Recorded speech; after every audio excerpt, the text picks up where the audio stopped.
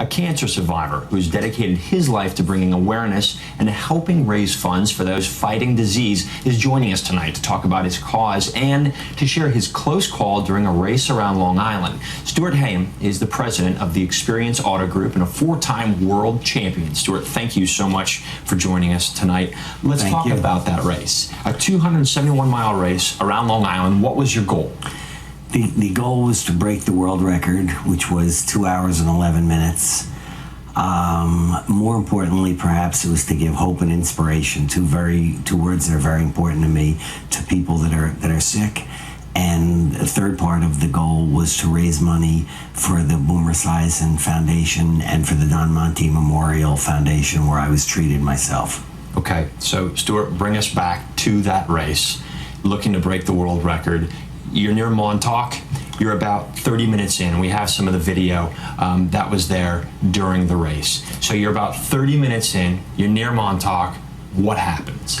We had covered the entire North Shore of Long Island in about 26 minutes.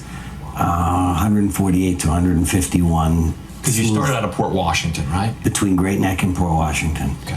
Smooth sailing, easy going, made a sort of right turn into what's known as Plum Gut, heading toward Montauk. And I had a seaplane with me, with my wife, 10-year-old, two medics, a photographer, etc.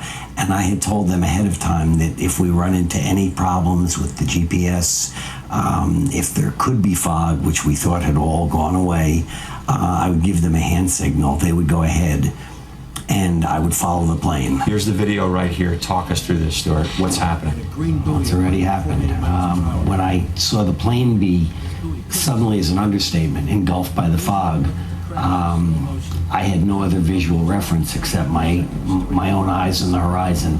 Here you can see it again. And as soon as the buoy appeared out of the fog, no one was hurt. I knew that I had maybe a half a second to try and get a right turn in. You were going 148 miles an hour when you hit that buoy. I don't know how fast we were going. I know that prior to that, over 150. When the fog came, we slowed down. But Stuart, a lot of people would have gone through that and said, you know what, one and done, I'm good, no more. But you're not quitting, you're ready to go back on the water. Why? The message of giving hope and inspiration, those two powerful words, of don't give up, of be an active patient, were very important to me. When I was 32 years old and diagnosed, I was visited by someone who had been sick 10 years earlier, and his mere presence gave me hope and inspiration. And consciously or subconsciously, I made a decision to give that back.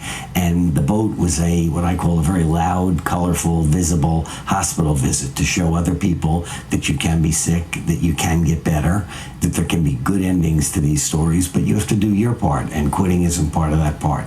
Stuart, you're quite an inspiration. Thank you very much for joining us tonight. Thank you very much, and good luck on the water.